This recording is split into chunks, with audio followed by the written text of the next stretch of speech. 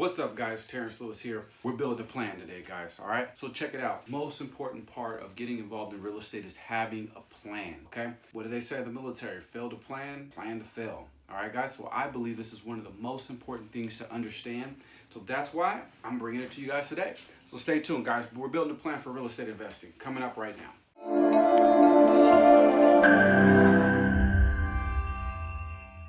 Alright guys, it's very important. We did this in the military, carried this throughout our career. We're going to do exactly the same thing in our real estate career, guys. Alright, so let's just jump right in. I'm going to show you guys how to create a plan for yourself so that way you avoid those pitfalls in real estate and you can actually have a clear line of sight of exactly where you're going in your real estate career and endeavors. Alright guys, whether it's one property or 20, we're going to create a plan right now. So take a look at it, okay? So as we kind of move into this, I'm going to share with you guys, oh yeah, by the way, stick around to the end. I'm going to share with you guys my real estate plan as I embarked on using my VA loan to invest in real estate. So stay tuned to the very end. I've got a little something special for you guys. I'll share with you guys my plan so it all culminates together, marinates, all the juices come together and you can understand exactly what the hell I'm talking about. So let's just jump right into this right now. So the very first thing that you need to understand when creating a plan is your why. Why are you building your real estate portfolio? Why are you watching this video? What are you trying to accomplish? All right. Are you trying to pay off debts? Are you trying to pay off your college debt? Are you trying to put your kids through college? Are you trying to pay for a wedding for your baby girl? What is it that you're trying to do? Trying to build some rental income, okay, guys? What are your life goals? What are our life goals, okay? Are we trying to retire at the age of 45? Are we trying to replace our income so we can fire our boss? Trying to make $10,000 a month rental property income, all right? What are your goals? Understand those so that way you can create a plan for yourself through real estate that makes sense. You know exactly where you're going. So when you're out there looking for property and they come your way, if it doesn't meet your goals and your criteria, the direction you're trying to go, you know, get that thing out of here, okay? You don't waste time on it. Very, very important, all right? Understand your whys, understand your life goals, where you're trying to go, understand that, and let's put that together and create a plan. Let's talk about the types of real estate that are out there. Let's talk about what we're going to do. Once we create this plan and we understand where we're going, let's understand what type of real estate properties are out there. So you have your rentals, right? So you have your rental property, rental income. This is going to be something for those that want to replace their income, bring in more rental property. Use the rental income to pay equity down is something that I do. I take a lot of my cash flow from my rental properties and apply them to one mortgage. I do what's called debt layering. Okay, so I'll explain that to you guys in a little bit, all right? So we have rental income, right? What else do we have? We have fix and flip, right? So this is for like my level 5 real estate investors out there. And what the hell does level 5 mean? I don't know. I just made it up right now. It's basically, you got to have your boots wet a little bit. I wouldn't recommend people come right out of the gate and just start flipping property. You got to get a knowledge base and understanding of what you're doing if you're going to jump into this type of investing. But again, it's very important. Incorporate fix and flips in my portfolio and in my plan because that allows me to get a high yield or high return off of my money. I know what I'm doing, but I get a high return off my money, which gives me more money to buy rental property. So for me, this is a real aggressive way to get more cash so I can reinvest. I don't use this cash to bring into the household as rental income. This is strictly income that I use to buy more rental properties, okay? It goes with my plan. Now, thirdly, we have buy and hold. What does that mean? All right, let's do the wavy thing. This is an up market, down market, up market, down market, right? Excuse my writing, okay? So buy and holders are basically getting in here on properties. Let's say here in California, anything in the last 5 years would have been good for a buy and hold. Here in California is horrible rental market.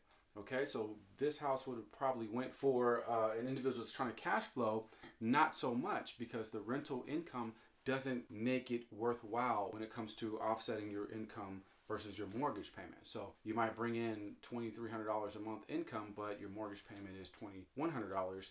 That's not necessarily the best thing to do, but now that's okay if, again, within a 2 or 3 year period of time, you're going to bank out on $200,000. Now it's time to cash flow here. So understanding your why, understanding your life goals is very important. It could be one of the strategies that you employ to get you to your goal, all right? To get you to your why. And so understanding that.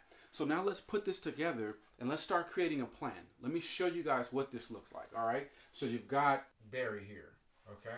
And Barry here wants to replace his income. He makes $6,000 a month. Okay. His income right now is $6K, but he also has $30K in debt. He's got a boat, owes $4 or $5 grand on. He's got a car, he owes about $10,000 on, and he's got about $15,000 in credit cards. I don't know if that adds up to $30,000, but whatever. Okay, so he's got $30,000 in debt. Let's create a plan for this guy. His why is he wants to pay off his debt and he wants to replace his income. So let's create a strategy for him that might work for him. All right, so we're not going to employ the fix and flips, right? But we're going to use his VA loan. Okay, we're going to use his VA loan. And we're going to buy low, okay? We're going to buy his first property. And so this is what it's going to look like. So we'll buy his first property, and we're going to get this property for $100,000. And it's got a value of about $150,000. It's going to occupy this property as his primary residence, okay? So this is the house that he lives in. So by employing my strategies for buying low, buying properties at a discounted price, he's going to get this property from a distressed homeowner that needs to sell for whatever reason for $100,000. He's going to put no money down. He's going to buy it for $100,000. He's going to, as soon as possible, refinance his property, take the $50,000 out, and now he's going to pay off his debt. Okay, so his very first property, he was able to accomplish his first goal, which was paying off his debt. All right, now we got to tackle this $6,000 a month income. So out of that 30, we've got $20,000, and with that 20, Barry's going to pick up his second rental property. Okay, he's going to take that $20,000. He's going to do the same thing. He's got this $100,000 property. He's found it at a discount that's worth $140,000. Okay, and so he's going to put 10% down. Okay, so he put $10,000 in, and then he took the other 10. And so in reality, what would happen is if he did the rehab, this would go up to $60,000. Okay, and so now you can see how we're going to start benefiting here. So his rent here on this property, we're going to call this $950. All right, his mortgage would be, let's call it 500. Okay, now the cool thing about that is, you know, when you have typical mortgages where you don't have to put money down, you don't have mortgage insurance, and you don't have to typically pay taxes, insurance, which will allow you to cash flow more. Okay, so now Barry is on his way. We took his goals and we accomplished half his goals by buying the first property. We did so well that we were able to pull some cash flow out and help him buy his second property. And now once this property, of course, has the equity, he can do the same thing, take the equity from this property, buy properties 3, 4, and 5. So that's where we go back to that other video that we started with this one, which is if he's looking to retire, if he said, I just wants to pay off debt, he wants to keep working until he retires, well, now he's, instead of buying multiple properties, he's going to take that equity out and buy a property in an emerging market, a market where there's a lot of development going in. He's going to really take his time to find out what these cities around him are doing, to find out where's the next booming market. He's going to buy a property in that area, let that property slowly increase over time, and now he's going to have a great buy and hold property that he can possibly pull that capital out, that equity out, and enjoy his retirement with. My plan, I told you guys if you stick around, I'll show you guys my plan. Now for me, I got in the military, I engulfed myself in books and really tried to understand real estate. I really fell in love with real estate. Okay, and my goal was to never work a day job. After I got out of the military, I've had some jobs here and there, so forth, but for the most part, I did not want to work a 9-to-5 job. I'm just not a good employee. It's just, I don't do well working for somebody else's business, and I'm just not that guy, okay? So for me, it was replacing my income and having enough income to live off of and be sustainable. So what I did, my why was to not have to work for the man, okay? My life goals was basically to retire by the time I hit 40, right around 38, okay? And to have a passive income of about $10,000 plus, or 3 times my expenses, well over what my expenses would be. I never wanted to have to worry about another bill ever again. So if that meant get rid of my car because I don't make enough and ride the bus, then that's what it meant. But I needed to work my way up. If I wanted to have more, I needed to have more rental property. Passive income was what I wanted to live off of. All right, so let me take you guys down the path and how I got down and how I got to the point where I'm able to live a free life and do the things that I want to do without having to work for it. Okay, and there's a very subtle difference between working and investing. this right here, I know a lot of investors, this is investing, this is working. If the difference between working is if you stop doing it and the money stops, you're working. All right. If you can stop doing it and the money keeps flowing, you're investing. Quick way to gauge where you're at. All right. All right. So my first property, based off of that, was a duplex, and that just means basically where you've got one property, two doors. I lived in one side, rented the other side. I cannot recommend that enough. Take some time to really reflect on that.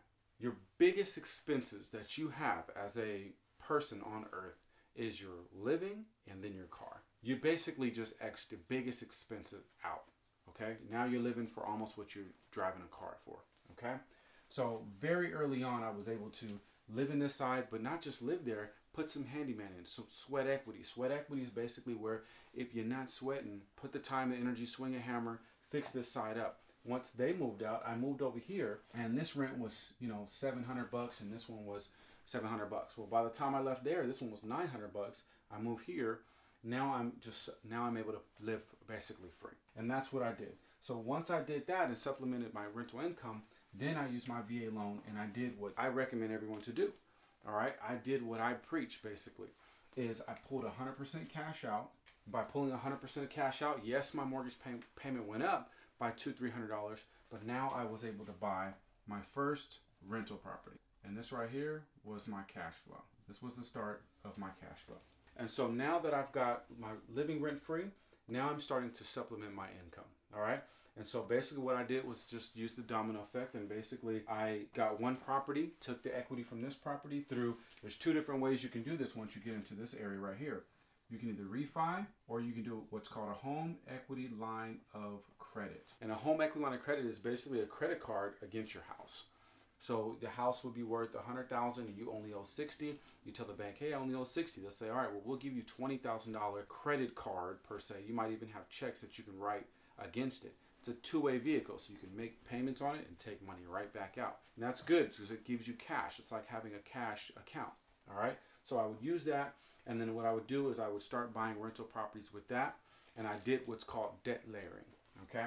Now, you might not be familiar with debt layering, but debt layering is what you're supposed to do with credit cards. So if you had, and I'll do a video on this. So if it's not already in the link description, look out for it because I will do a video on this. So basically, if I'm getting $400 a month from all my properties, I take all that and apply it to one property at a time.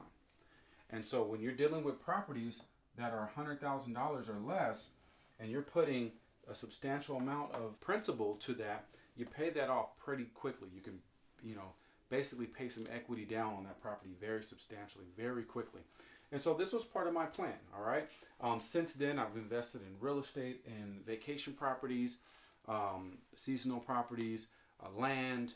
We've done some commercial properties. So now we're a little bit more advanced. Our goals have changed, but I wanted to share with you guys how I got started. I told you if you stick around, I'd share with you guys that info, and I did. So I hope this was helpful for you. Please like, subscribe, share it, leave the comments below if you have any questions, or if you yourself want to invest. Don't forget, we do loans as well. So we're here to help you guys out as a client, to help you through this journey of using your VA loan, becoming financially free through real estate and financial education. All right, guys, thanks for joining me. I really appreciate it. I'm out.